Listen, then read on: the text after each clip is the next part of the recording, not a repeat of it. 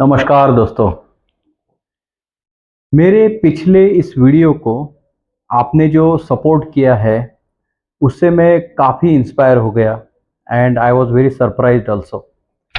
दोस्तों 5-6 महीने पहले मैंने अपना ये यूट्यूब का जर्नी शुरू किया और मैंने ये यूट्यूब के वीडियोस इसलिए बनाए क्योंकि मुझे लगता था पेशेंट का ऑपरेशन तो बहुत सारे हॉस्पिटल्स में हो जाता है, लेकिन पेशेंट को ऑपरेशन के बाद में जो भी इंस्ट्रक्शंस दिए जाते हैं उससे या तो बहुत लोग कंफ्यूज हो जाते हैं या फिर उनको कुछ समझ में नहीं आता और उसके बाद उनको कॉम्प्लिकेशंस होते रहते हैं और कई बार ये कॉम्प्लिकेशंस जानलेवा भी होते हैं।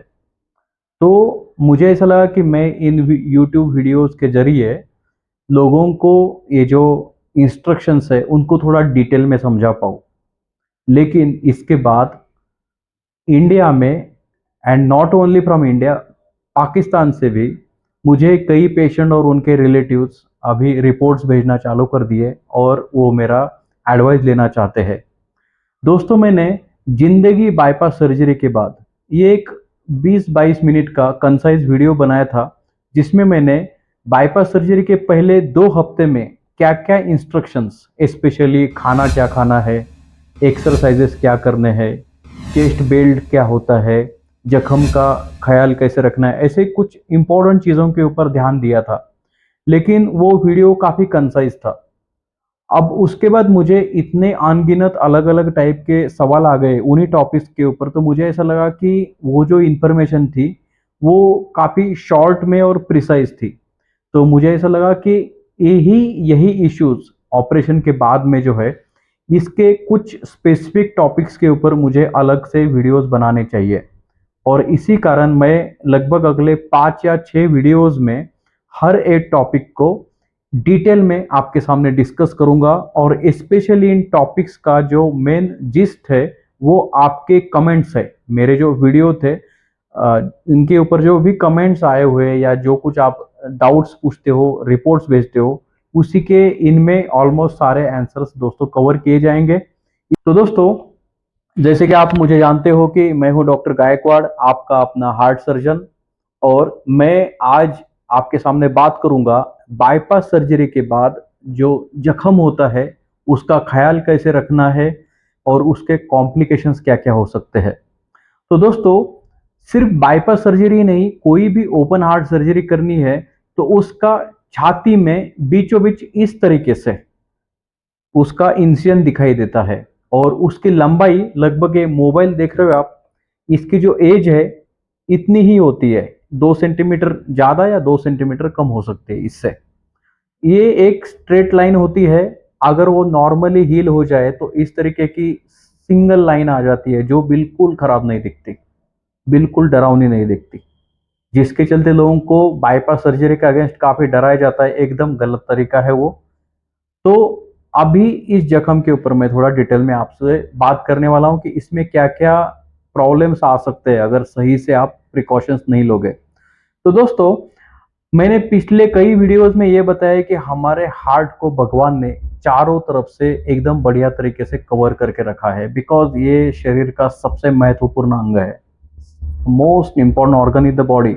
You, me and everybody in this world is alive because of this organ only. Heart चल रहा है मतलब जान है, हार्ट बंद है मतलब इंसान की मौत हो गई। तो हार्ट के दाएं बगल 12 रिब्स और बाएं बगल 12 रिब्स, ये टोटल 24 रिब्स का मिलके एक केज, मतलब एक पिंजड़ा बन जाता है।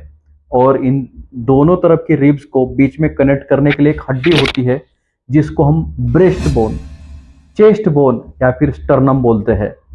तो मुझे अगर हार्ट का कोई भी प्रोसीजर करना है, ऑपरेशन करना है, तो सबसे पहले यहाँ की स्किन, उसके बाद उसके नीचे 2 मसल्स होते हैं जो आप जिम में इस तरीके से देखते हो, पेक्टोरालिस मेजर मसल बोलते हैं, इन दोनों के बीच में जाके बाद में इस हड्डी तक पहुंचना होता है।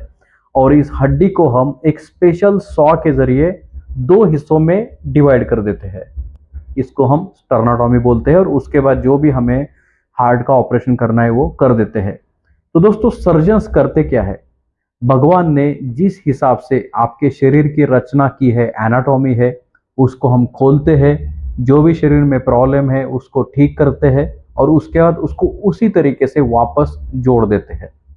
तो दोस्तों स्पेसिफिकली ये जो बोन होता है स्टर्नम, उस बोन को हमें जोड़ने के लिए, ये मानो दो पीस है स्टर्नम के, तो इनको ऐसे इस तरीके से हम जोड़ते हैं जैसे वो नेचुरल पोजीशन में था, और उसके अराउंड लगभग 6 या 8 वायर लगाते हैं स्टेनलेस स्टील के, इस तरीके से आप फोटो में देख सकते हो। और उस उसकी वजह से क्या होता है कि जैसे मानो आपके हाथ की या पैर की हड्डी जब टूटती है तो जो स्प्लिंट लगाते हैं ना डॉक्टर्स, उसी तरीके से स्प्लिंट का काम करता है। और यूजुअली 6 से 8 हफ्ते में ये बोन पूरी तरीके से हील हो जाता है। बाकी ऊपर का जो मसल है, हम मसल को तो कट करते नहीं, मसल के बीच का जंक्शन कट होता है और उसके ऊपर होती है आपकी चमड़ी, त्वचा, स्किन, वो तो नेचुरली हील हो जाती है। उसमें एब्सॉर्बेबल हम टाके लगाते हैं, वो टाके गल जाते हैं लगभग 2-2.5 महीने के बाद, और वो स्किन नॉर्मली हील हो जाती है। अभी दोस्तों इसमें सबसे पहले हम बोन हीलिंग में इश्यू आ जाए तो क्या क्या हो सकता है इसकी बात करते हैं। तो दोस्तों बोन हीलिंग का इश्यू अगर किसी पेशेंट में आ जाए तो वो एक मेजर कंसर्न, एक सीरियस कॉम्प्लिकेशन हो जाता है। क्योंकि होता क्या है कि दोस्तों अगर ये बोन के दो हिस्से हैं, इनको मैंने आपस में जोड़ दिया और उनका हीलिंग अगर सही से नहीं हुआ, तो ऑपरेशन के बाद हार्ट और लंग्स के बाजू में थोड़ा बहुत पानी तो जमा हो ही जाता है। तो इन बोन के दो हिस्सों के बीच में से ये पानी बाहर निकलने लगता है और आपका ड्रेसिंग कंटिन्यूसली गीला होने लगता है। अभी बोन हीलिंग ना होने के क्या क्या कारण हो सकते हैं। सबसे पहला कारण होता है कि बहुत ही ज्यादा ऑस्टियोपोरोटिक स्टर्नम।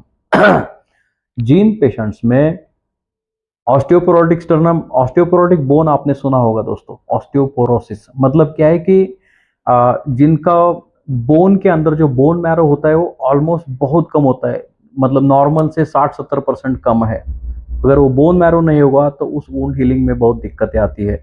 दूसरा होता है सीवियरली अनकंट्रोल डायबिटिक पेशेंट, जिनका शुगर 400 में है, 500 में है, स्पेशली फीमेल पेशेंट्स होते हैं जिनका who have got huge breast mass, जिसकी वजह से क्या होता है कि उस बोन के ऊपर काफी खिंचाव पैदा होता है, तो उसके चलते भी उसके हीलिंग में इश्यू आ सकता है। और तीसरी बात, जो लोग ऑपरेशन के बाद के प्रिकॉशंस नहीं फॉलो करते, स्पेशली चेस्ट बेल्ट सही से नहीं पहनते, या फिर बहुत जल्दी 2 व्हीलर चलाना या 4 व्हीलर चलाना जैसे एक्टिविटीज करते हैं, इससे क्या होता है कि जो बोन के दो हिस्से जुड़े होते हैं वो मानो आप सोते टाइम पीठ के बल ना सो के आप एक करवट पे सो जाए, या फिर आप 2 व्हीलर चलाए या 4 व्हीलर चलाए, इससे क्या होता है ये दो बोन के जो हिस्से हैं ये इस तरीके से इनमें मूवमेंट क्रिएट होती है और बोन के हिस्से जुड़ते नहीं है दोस्तों। अगर ये कॉम्प्लिकेशन हो जाए, ये कॉम्प्लिकेशन ट्रीटेबल है, लेकिन इसके लिए आपको फिर से जो आपके वायर्स होते हैं वो ढीले हो जाते हैं, उनको टाइट करना पड़ता है। It's a treatable 100% curable complication, but ये हो सकता है दोस्तों अगर आप सही से इंस्ट्रक्शन फॉलो नहीं करोगे, आप सही से हाई प्रोटीन डाइट नहीं लोगे, तो इसमें ये बोन का ये प्रॉब्लम आ सकता है। अभी आपको क्लिनिकली मतलब पेशेंट को क्या क्या सिम्टम्स आएंगे दोस्तों, इसमें क्या होता है कि आपका ड्रेसिंग, एक तो मैंने जैसे बोला कि गीला होते रहता है, बहुत बार ऑपरेशन के महीना महीना बाद भी यहाँ से पानी पानी आते रहता है, इन्फेक्शन नहीं होता बट पानी पानी आते रहता है, पहली बात। दूसरी बात ये होती है कि आपको कट कट की साउंड आएगी, मतलब आप जब भी खांस रहे हो तो cut cut cut cut sound आएगी, या फिर आप थोड़ा चल रहे हो या दाएं बाएं ऐसे कर रहे हो उस टाइम पे भी आपको आवाज आएगी, या फिर यहाँ पर आपको एक गैप महसूस होगा, तो इस तरीके का इशू आ सकता है। ये वाला प्रॉब्लम और एक पेशेंट में भी आ सकता है जिसमें स्पेशली सीओपीडी या एस्थमा का प्रॉब्लम है, जिनको बहुत सालों से खांसी है, लंग्स का कुछ इश्यू है। इन पेशेंट्स में भले ही हम टाइट वायरिंग कर देते हैं अच्छे से, लेकिन वो लोग इतना खांसी करते रहते हैं तो उसके चलते भी ये वायरस लूज पड़ जाते हैं। तो ये पहले से ही हम कोशिश करते हैं कि इनको सीवियर, एकदम मतलब highly powerful anti टस्यू drugs they देते हैं, जिसकी वजह से इनका खांसी रुक जाए। क्योंकि अगर आप खांसी कर रहे हो तो उसकी वजह से यहाँ की बोन की मूवमेंट्स होती रहती है और उससे भी वो खुलने का चांस रहता है।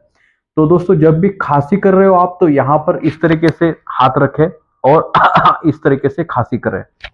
आप जब भी बिस्तर से उठ रहे हो या बैठ रहे हो तो सीधा बैठना है, ऐसे टेढ़ा नहीं होना है, ठीक है। एक करवट पे नहीं सोना है लगभग 1.5 महीने के लिए, पीठ के बल सोना है।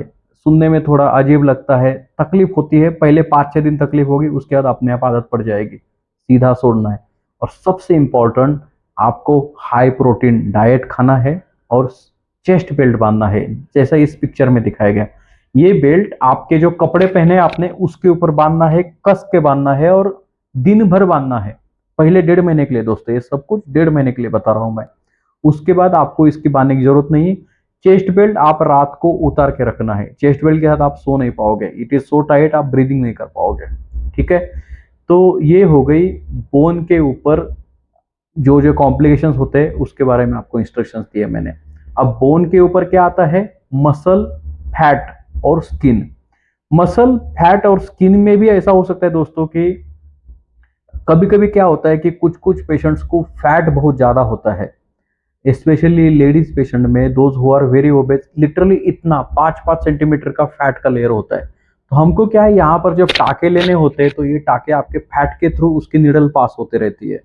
तो उसके चलते क्या होगा, हमको थोड़ा तो मतलब वो सूचर को हल्का सा खींचना पड़ता है ताकि आपकी जो जख्म है वो टाइट रहे, उसमें कोई गैप ना रहे, डेड स्पेस ना रहे। तो उसके चलते क्या होता है कि आपकी फैट है वो उसमें फंस के उसका लिक्विफिकेशन हो जाता है, और बाद में क्या होता है, 7 दिन के बाद, 8 दिन के बाद वो फैट का जो पानी है वो धीरे धीरे बाहर निकलने लगता है, एक येलो येलो सा, but it is still not infected. तो उस केस में भी आपका ड्रेसिंग गीला हो सकता है। यूजुअली अगर सिर्फ पानी, फैट का पानी है ये, तो 4-5 ड्रेसिंग के बाद ये बंद हो जाता है दोस्तों, इसमें कोई चिंता की बात नहीं है। अब दिक्कत क्या कब आती है, दिक्कत तब आती है जब दोस्तों कि इस फैट का जो पानी बन जाता है लिक्विफाई, उसमें अगर सेकेंडरी बैक्टीरियल इन्फेक्शन चढ़ जाए तो उसके बाद इसमें दिक्कत आ सकती है। तो ये जो भी आपको मैं कॉम्प्लिकेशन बता रहा हूँ वो 100 में से एक आध दूसरे पेशेंट में होते हैं दोस्तों, सभी पेशेंट्स में नहीं होते, लेकिन इनको जल्दी आइडेंटिफाई करना बहुत जरूरी होता है। इसका रीजन ये होता है दोस्तों कि ये जो हिस्सा है वो शरीर की बाकी जगह की तरह नहीं है, क्योंकि अगर यहाँ पर स्किन का या फैट का इन्फेक्शन हो जाए तो उस इन्फेक्शन और आपके हार्ट के बीच में सिर्फ आपकी हड्डी है। तो आप जितना जल्दी उसको सही से ठीक कर लोगे उतना आपके जान का खतरा होने का चांसेस कम होता है। ठीक है, इसको निगलेक्ट ना करें, otherwise complications can be very dangerous. Okay, तो दोस्तों यूजुअली एक क्लासिक पेशेंट बताता हूं जिसमें इस जगह का इन्फेक्शन हो जाता है, इस जख्म का। स्पेशली जो पेशेंट्स बहुत हाइट में छोटे होते हैं, ladies patient, uncontrolled diabetic patient and who are very obese, 90 kilo की महिला है, 100 किलो की महिला है, उसमें क्या होता है कि यहाँ पर ब्रेस्ट टिश्यू बहुत ज्यादा होता है और उसके साथ में चर्बी बहुत ज्यादा होती है और मसल मास बहुत कम होता है। तो ऐसे पेशेंट में ब्रेस्ट के नीचे का हिस्सा, इंफ्रामेमरी फोल्ड, जैसे कि आप इस पिक्चर में देख सकते हो, उस एरिया में घर जाने के बाद, बेल्ट पहनने के बाद और जो गारमेंट्स पहनते हो, आप कपड़े पहनते हो, वहां पर बहुत ज्यादा पसीना जमा हो जाता है, और पसीना जमा होता रहा और उसको सही से क्लीन नहीं किया गया तो फिर उस जगह पे इंफेक्शन हो जाता है और वहीं से जख्म खुलना चालू हो जाती है दोस्तों। तो ये एक क्लासिक पेशेंट होता है। तो अगर आप उसको निगलेक्ट करते जाओगे तो सबसे पहले नीचे वाला हिस्सा, जख्म का नीचे वाला हिस्सा खुलेगा और धीरे धीरे पूरी जख्म इन्फेक्ट हो सकती है। And it doesn't take much time, 2 से 3 दिन में मैं पूरी जख्म इन्फेक्ट होते हुए देखा हुआ है। तो बी वेरी वेरी केयरफुल, ये कुछ इस तरीके से दिखता है दोस्तों। तो इन जख्मों का ध्यान रखना है आपको। फीमेल पेशेंट्स में स्पेशली में सबको राउंड नेक के टी शर्ट या फिर कोई शर्ट जो कि बटन वाले होते हैं, बहुत लूज टी शर्ट्स पहनने हैं। अंदर से आपको कुछ पहनना है तो आप स्पोर्ट्स ब्रा पहन सकते हो दोस्तों, ठीक है, इसके अलावा कुछ नहीं। नहीं तो फिर आपको इस तरीके से रखना है कि वहां पसीना नहीं आना चाहिए और हर 2 घंटे में ब्रेस्ट को लिफ्ट करके नीचे वाले हिस्से में पूरे साफ सफाई करनी है, अदरवाइज वहां पर इंफेक्शन होने के बहुत ज्यादा चांसेस रहते हैं। और बाकी तो डाइट का तो है ही, आपका शुगर कंट्रोल, डाइट वगैरह वो जो चीजें है ही, उसके ऊपर मैं नेक्स्ट वीडियो में आने वाला हूँ दोस्तों। अंत में इतना बताना चाहूँगा दोस्तों, यूजुअली 14 दिन के बाद आपका जख्म ऐसा दिखता है और कुछ छोटे मोटे टाके रहते हैं। ये टाके निकालने के बाद आपको हमेशा हम नहाने के लिए बोलते हैं, लेकिन बहुत लोगों को डर रहता है कि हम लोग साबुन से इस जख्म को धो देंगे तो पानी जख्म के अंदर चला जाएगा और वहाँ पर इन्फेक्शन चढ़ के पस हो जाएगा। ये बहुत बड़ी गलतफहमी है, तो ऐसा ना करें। और अगर डॉक्टर ने बोला है कि आप नहा सकते हो, तो आपको पक्का पेशेंट को नहलाना है और उसके बाद टी बैग ऑइंटमेंट से उसका ड्रेसिंग भी करना है। बस जख्म को आपको ड्राई रखना है दिन भर, वहाँ पर पसीना जमने नहीं देना है।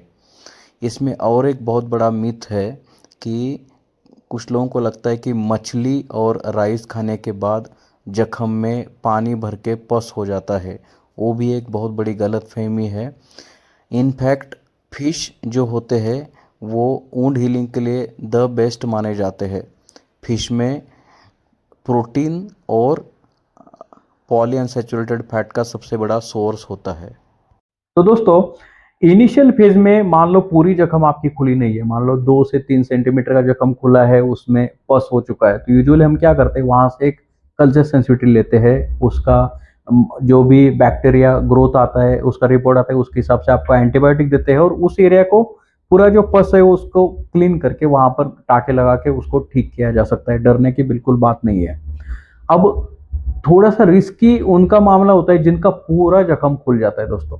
अगर उस पेशेंट में पूरा जख्म खुल जाए तो उसमें हमको वैक्यूम ड्रेसिंग लगाना पड़ सकता है, जिसके 3 से 4 सेटिंग लग जाते हैं मोस्ट ऑफ द टाइम। वो इस तरीके से दिखता है दोस्तों। ये बहुत रेयर चीज है, मतलब वैक्यूम ड्रेसिंग लगने वाला मेरे क्लिनिकल प्रैक्टिस में तो 500-600 पेशेंट में एक आध दूसरे पेशेंट को ये बारी आ सकती है। वो भी वो लोग बहुत केयरलेस थे, नहीं तो आप बहुत इनिशियल फेज में आओगे तो वो नहीं होने वाला। ठीक है, सो जस्ट आपको डराना कुछ है नहीं, आपको इसके बारे में अवेयर करना है। तो दोस्तों, ये होते हैं यूजुअली 15 दिन के बाद, मतलब तीसरा और चौथे हफ्ते में होने वाले कॉम्प्लिकेशंस। अब इसके विपरीत जाते हैं दोस्तों। इसके विपरीत क्या होता है कि आपकी जो जख्म है वो नॉर्मली हील हो गई, लेकिन बाद में यूजुअली 2 या 3 महीने के बाद वो जख्म कुछ इस तरीके से अजीब सी दिखती है, जिसको हम मेडिकल टर्मिनोलॉजी में हाइपरट्रॉफिक स्कार या फिर किलोइड्स बोलते हैं। इसमें क्या होता है दोस्तों कि इसका सबसे मेन कारण होता है आपका जेनेटिक। मतलब क्या है कि आपकी जख्म जो भरने की प्रक्रिया है, आप बाकी तरफ भी शरीर में देख सकते हो, आप हाथ में देखोगे, पैर में, इनको अगर कट लग जाता है कोई भी तो उसका भी स्कार इसी तरीके से बन जाता है, क्योंकि उनके अंदर वुंड हीलिंग की प्रोसेस नॉर्मल नहीं होती। उनके शरीर में कोलेजन और फाइब्रोब्लास्ट जो 2 केमिकल होते हैं या पेशी होते हैं, इनका एक्टिविटी जरूरत से ज्यादा रहता है, इसके चलते ये जख्म इस तरीके से भर जाते हैं। दूसरी बात है, इन जख्मों में जैसे कि ये जो मैंने इन्फेक्शंस बताए जो हो चुके हैं पेशेंट को, अगर वो इन्फेक्शन बाद में हील हो जाता है तो उस पेशेंट में भी हाइपरट्रॉफिक स्कार बन सकता है। तो दोस्तों, हाइपरट्रॉफिक स्कार या किलोइड से बिल्कुल भी आपको डरने की जरूरत नहीं है। आपको अगर हाइपरट्रॉफिक स्कार और किलोइड, अगर आपको कॉस्मेटिकली आप ज्यादा कॉन्शियस नहीं हो तो उसका कोई भी टेंशन लेने की बात नहीं है। आप सिर्फ वो अगर आपको इरिटेट कर रहा है, बार बार रेडिशनेस आ रहा है, उसमें खुजली हो रही है, तो आप क्या कर सकते हो कि कोकोनट ऑयल होता है उससे हल्का हल्का जब भी आप बैठे हो मालिश कर सकते हो। जैसे वो जख्म स्मूथ हो जाएगी तो उसके बाद उससे आपको कोई दिक्कत नहीं आएगी। अब कुछ लोग होते हैं वो बहुत कॉन्शियस होते हैं इस चीज के लिए, किलोइड्स के लिए स्पेशली, जहां आप यहाँ देख सकते हो। तो वैसे पेशेंट में हम यूजुअली एक सिलिकॉन के हाइड्रोकोलाइड जेल्स होते हैं, जिससे क्या होता है कि किलोइड कम हो जाता है। उस जेल का एक शीट आता है, जैसे आप पिक्चर में देख सकते हैं, इसको हम इस किलोइड के ऊपर लगाते हैं और उसका टाइट ड्रेसिंग करते हैं। तो यूजुअली क्या होता है कि उससे वो जो टिश्यू होता है वो सॉफ्ट होता है और उसकी साइज कम हो जाती है। ये शायद से कंप्लीटली गायब नहीं हो पाता, बट साइज कम हो जाती है उसकी और पेशेंट को एक एक्सेप्टेबल साइज का स्कार बन जाता है। तो ये है दोस्तों हाइपरट्रॉफिक स्कार और किलोइड के मामले में क्या क्या ये करना है। तो दोस्तों, मुझे लगता है कि वुंड्स के बारे में इतना ही है। मतलब छाती आपकी खोली गई है हार्ट के ऑपरेशन के लिए, तो इसमें दिक्कतें ये आ सकती है और इसमें आपको ये चीज़ें फॉलो करनी है। इसके अलावा भी आपको अगर कोई डाउट्स है तो प्लीज़ मुझे मैसेज कीजिएगा, फोटो भी भेज सकते हो आप, and I am always there to help you out. Thank you very much.